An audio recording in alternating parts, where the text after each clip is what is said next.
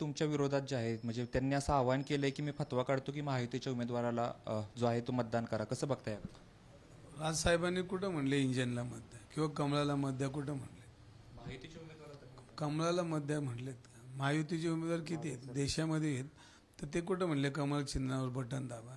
नाहीच म्हणले. महाराष्ट्र नवनिर्माण सेनेचा कुठलाही कार्यकर्ता हा कमळाला मत द्या म्हणणार नाही, कारण पुढची निवडणूक त्यांना लढायची आणि ह्या निवडणुकीमध्ये कार्यकर्त्यांना माहिती आहे की आपण कमळाला मत द्यायला सांगितलं तर विधानसभा महानगरपालिकेला मग कोणाला मत द्यायचं हा प्रश्न कार्यकर्त्यांच्या मनात खतखत करतो.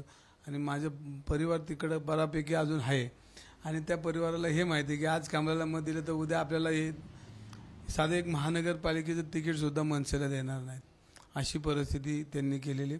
आणि त्यांना आता मनसेची गरज लागलेली आहे. अहो, एमआयएमची गरज त्यांना, आणि एमआयएमचं स्क्रिप्ट सगळं भारतीय जनता पार्टीच्या कार्यालयातून